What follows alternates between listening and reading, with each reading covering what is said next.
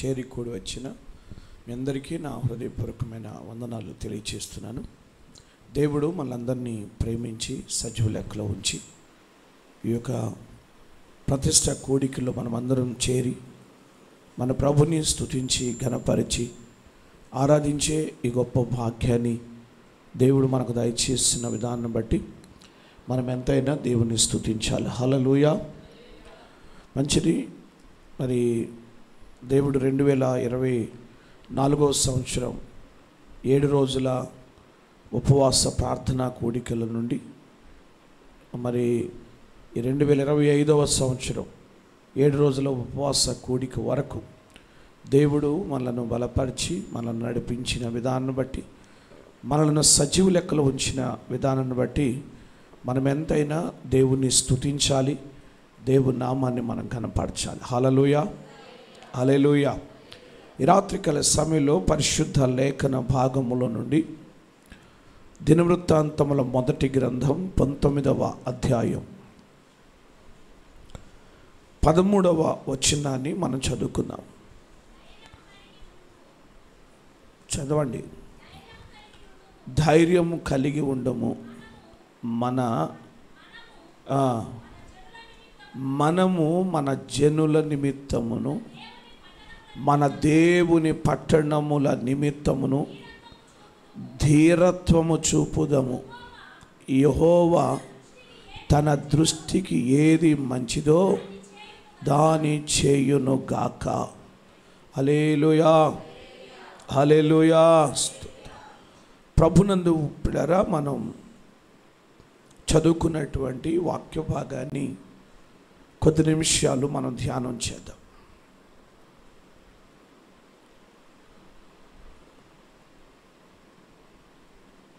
దినవృత్తాంతాల మొదటి గ్రంథం 19వ అధ్యాయంలో ఉన్నటువంటి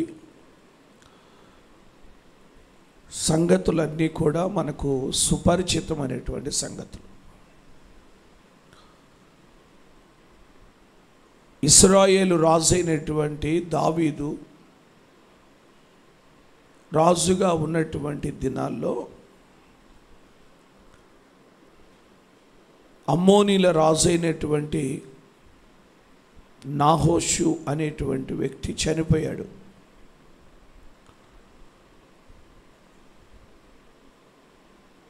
అయితే అమ్మోనీల రాజు అయినటువంటి నాహోషు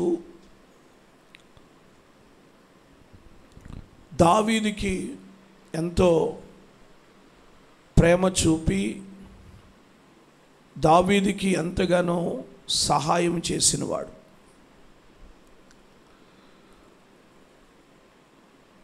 అయితే ఈ నాహోషు చనిపోయిన తర్వాత అతని కుమారుడైనటువంటి హానూను రాజయ్యాడు. ఈ కుమారుడు రాజైన తర్వాత దావీదుకి ఒక ఆలోచన వచ్చింది. ఏమనంటే, ఏదైనా సరే, ఏ విషయములోనైనా సరే అమ్మోనీల రాజుకి దయచూపాలి అనేటువంటి ఆలోచన దావీదుకి వచ్చింది. దావీదుకి ఆ ఆలోచన వచ్చినప్పుడు దావీదు తన సేవకులను హానూనును పరామర్శించడానికి పంపించాడు. మనం ఆ మొదటి వచనాల నుండి చూస్తాం. ఒకసారి చదవండి. ఇది అయిన తరువాత అమ్మోనీల రాజు అయిన నాహోషు చనిపోగా అతని కుమారుడు అతనికి మారుగా రాజాయను. అప్పుడు దావీదు హానూను తండ్రి అయిన నాహోషు నా ఎడల దయ చూపించెను గనుక నేను అతని కుమారుని ఎడల దయ చూపెదనని అనుకొని అతని తండ్రి నిమిత్తము అతని పరామర్శించుటకు తన దూతలను పంపెను. దావీదు సేవకులు హానూనును పరామర్శించుటకై అమ్మోనీల దేశమునకు వచ్చినప్పుడు అమ్మోనీల అధిపతులు హానూనుతో, నిన్ను పరామర్శించుటకై నీ యొద్దకు దావీదు దూతలను పంపుట నీ తండ్రిని ఘనపరచుటకే అని నువ్వు అనుకొనుచున్నావా? దేశమును తరచి చూచి దాని నాశనము చేయుటకే కదా అతని సేవకులు నీ యొద్దకు వచ్చి ఉన్నారు అని మనవి చేశారు. చాలు. దావీదునకు అమ్మోనీల రాజైనటువంటి నాహోషు దయ చూపించాడంట. దావీదుకి నాహోషు దయ చూపించాడు.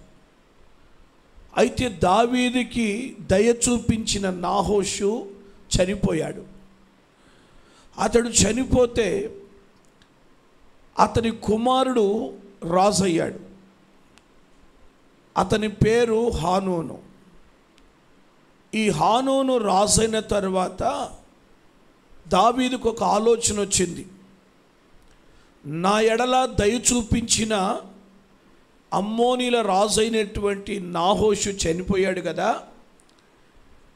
నాహోషు నాకు చూపించిన దయను బట్టి నేను కూడా తన కుమారుడికి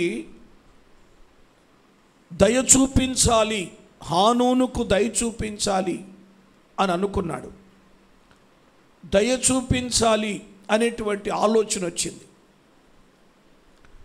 దయ చూపించాలి అనే ఆలోచన వచ్చినప్పుడు దావీదు ఆ హానూనును పరామర్శించటానికి తన దూతలను పంపించాడు.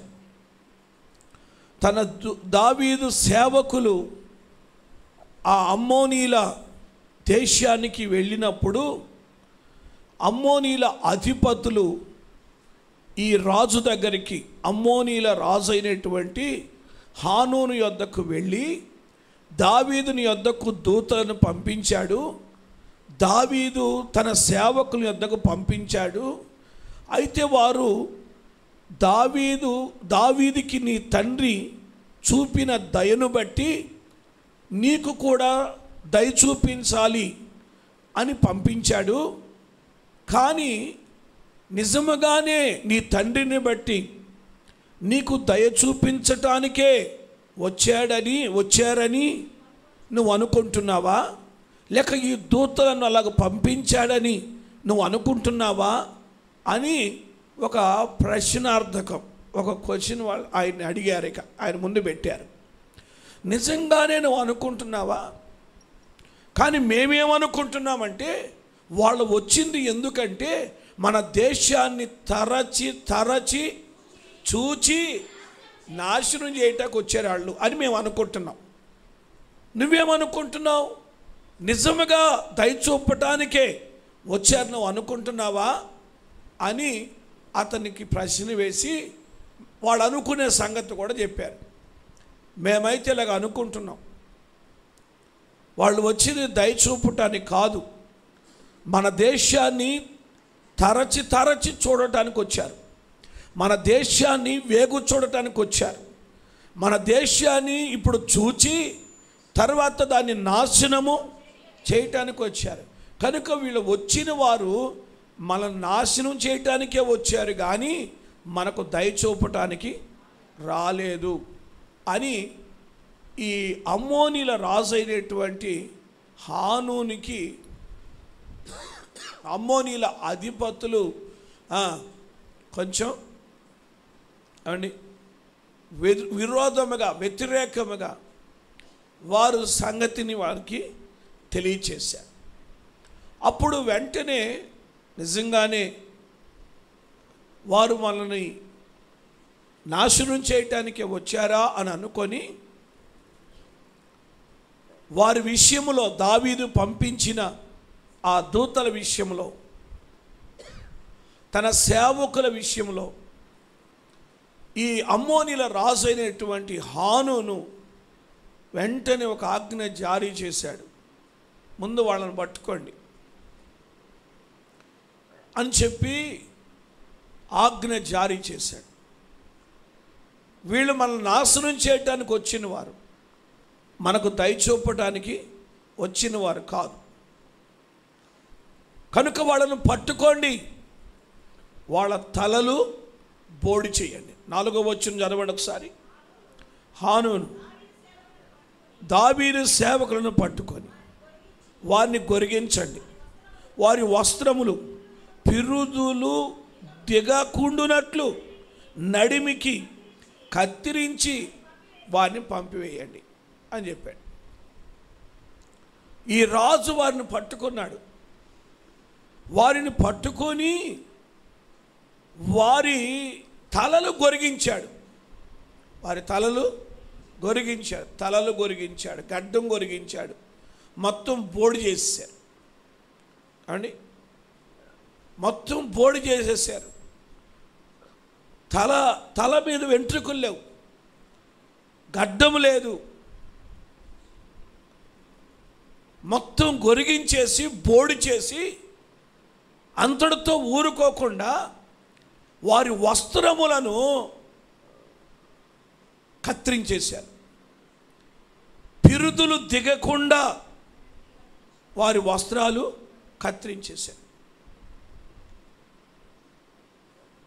ఈ వస్త్రాలు కత్తిరించబడి తలంతా బోడి చేయబడి ఇలాంటి పరిస్థితిలో వారు చాలా అవమానకరమైన పరిస్థితిలో ఉన్నారు. అర్థమైందా? ఇది దుష్టుని ఆలోచన. తల బోడి చేయటం అనేది దుష్టుని ఆలోచన.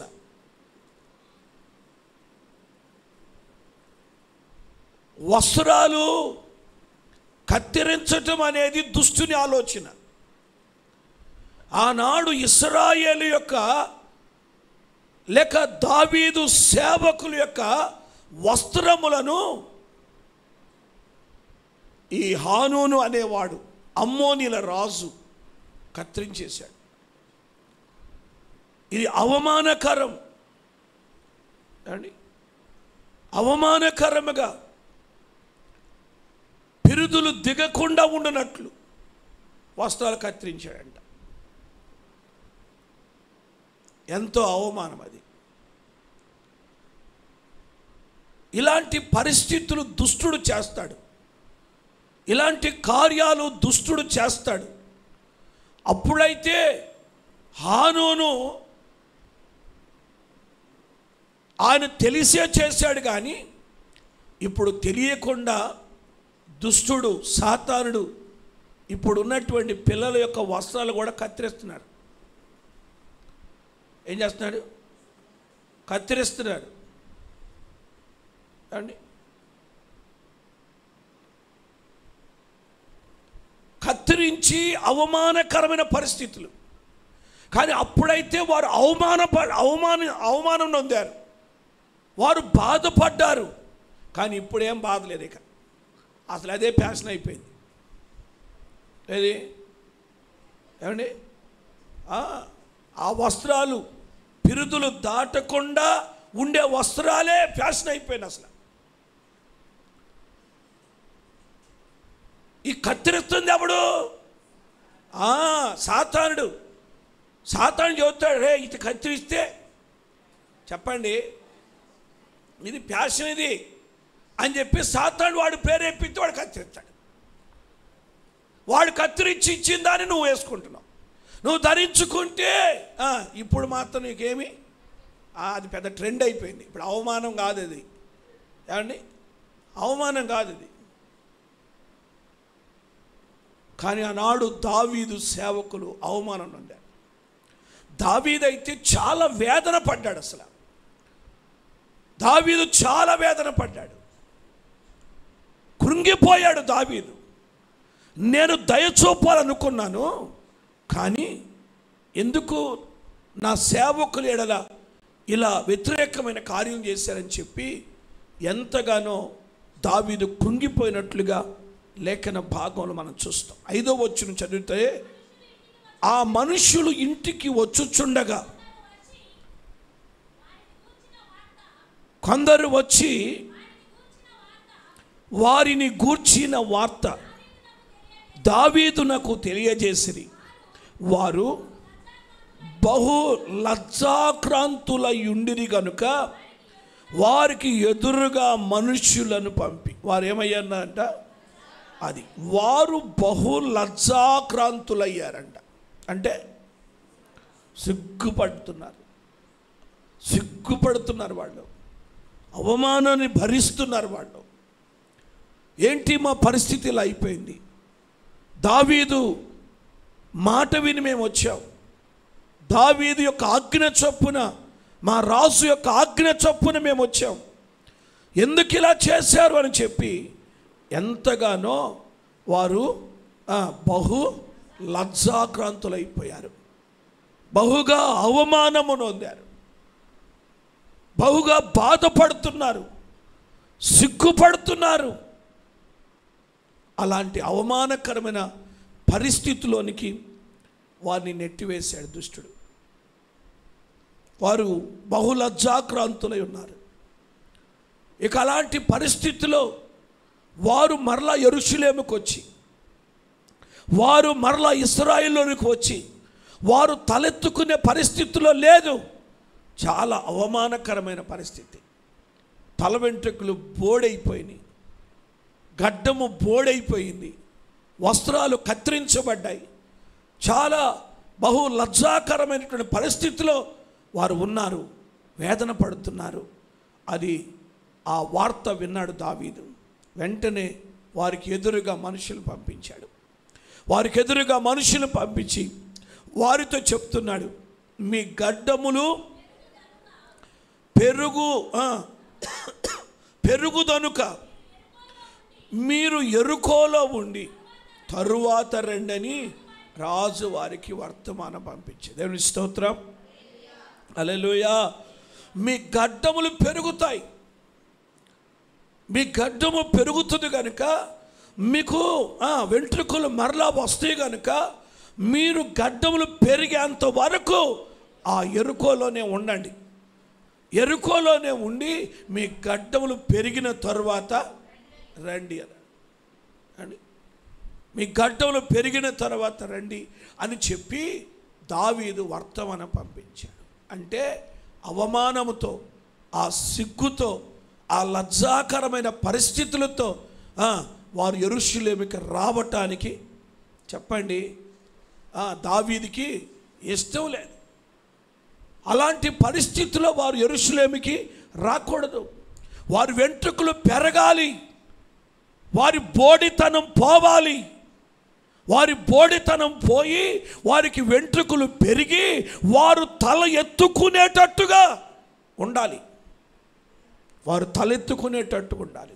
అప్పటి వరకు వారు యెరూషలేముకి రావటానికి వీళ్ళే. స్తోత్రం. యెరూషలేముకి రావాలనంటే లజ్జాకరమైనటువంటి పరిస్థితిలో రాకూడదు, బోడితనముతో రాకూడదు, వస్త్రహీనతతో రాకూడదు, వెంట్రుకలు పెరగాలి. స్తోత్రం చెప్పండి, హల్లెలూయా. వెంట్రుకలు పెరగాలి, అవమానము తొలగిపోవాలి, తల దించుకునే పరిస్థితులు తొలగిపోవాలి, తల పైకి ఎత్తబడాలి అనే ఉద్దేశంతో దావీదు చెప్పాడు, మీరు వెంట్రుకలు పెరిగేంతవరకు యెరికోలోనే ఉండండి అని చెప్పాడు. మీ గడ్డం పెరిగేంత వరకు మీరు యెరికోలోనే ఉండండి అని చెప్పి వారిని యెరికోలోనే ఉంచాడు. స్తోత్రం చెప్పండి, హల్లెలూయా. యెరూషలేముకు రావాలంటే అవమానకరమైన పరిస్థితులు రాకూడదు. యెరూషలేముకు వచ్చిన వాడు తలెత్తుకొని ఉండాలి, యెరూషలేముకు వచ్చిన వాడు సంతోషంగా ఉండాలి, యెరూషలేముకు వచ్చిన వాడు సిగ్గుపడనక్కర్లేని పనివాడిగా ఉండాలి. స్తోత్రం చెప్పండి, హల్లెలూయా. కనుక దుష్టుడు గలిబిలి చేస్తూ ఉంటాడు, దుష్టుడు బోడి చేస్తూ ఉంటాడు. నువ్వు మేలు చేయటానికే వెళ్ళావు, నువ్వు దయ చూపటానికే వెళ్ళావు, నువ్వు మంచి చేయటానికే వెళ్ళావు, కానీ నీకు కీడొచ్చింది, నిన్ను నష్టపరిచాడు దుష్టుడు, శత్రువు నిన్ను బోడి చేసేసాడు. నువ్వేదో మేలు చేయాలని వెళ్ళావు కానీ శత్రువుని నేనేం చేశాడు? బోడి చేశాడు. ఆ అవమానకరమైన పరిస్థితిలో నీవు తిరిగి యెరూషలేముకి రాకూడదు అని చెప్పి దావీదు వారిని యెరికోలోనే ఉంచినట్లుగా చూస్తాం.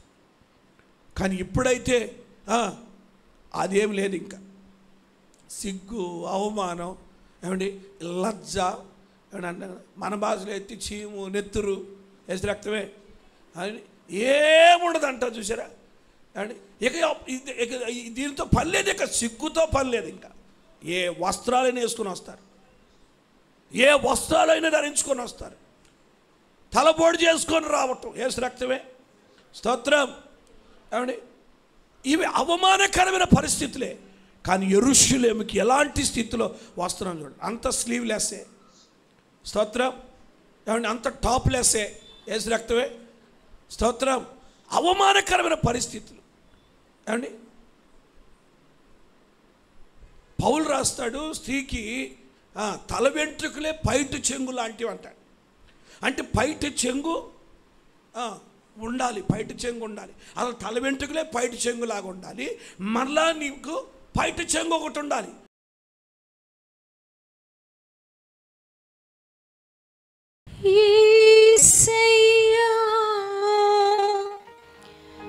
నీవే నాకు మార్గము, సత్యము, జీవమయా. నిన్ను విడచి ఉండలేనయ్యా, నీ ప్రేమను మరువలేనయ్యా. నిన్ను విడచి ఉండలేనయ్యా, నీ ప్రేమను మరువలేనయ్యా. నన్ను ప్రేమించెను, నన్ను విడిపించెను, నన్ను దీవించెను, నన్ను బ్రతికించెను, అనుక్షణము రక్షించెను. యేసు అనుక్షణము రక్షించెను, అనుక్షణము రక్షించెను. యేసు నన్ను అనుక్షణము రక్షించెను. నా దేవుడు గొప్ప దేవుడు, నా యేసయ్య ప్రేమామయుడు. నా దేవుడు గొప్ప దేవుడు, నా యేసయ్య ప్రేమామయుడు. నిన్ను విడచి ఉండలేనయ్యా,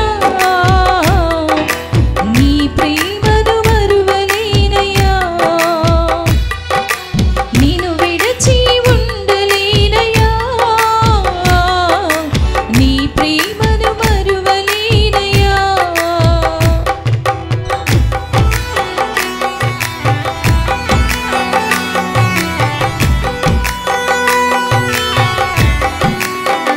అందరూ చప్పట్లు కొట్టి దేవుని మహిమపరచుదాం. హల్లెలూయా. దేవునికి మహిమ కలుగును గాక.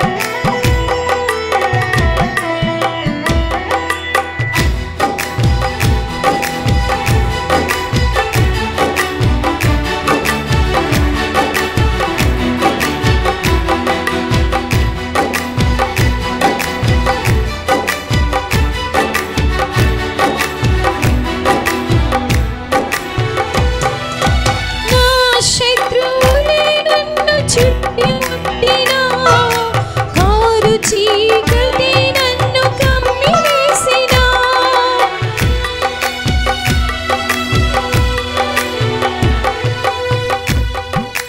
నా శత్రువులే నన్ను చుట్టుముట్టినా, చీకటి నన్ను కమ్మివేసినా, ప్రభువులను చెదరగొట్టి చీకటిని వెలుగు చే, శత్రువులను చెదరగొట్టి చీకటిని వెలుగు చేసి ప్రతి క్షణము కాపాడెను.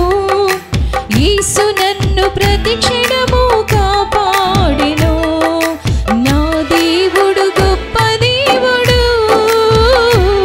నా యేసయ్య ప్రేమ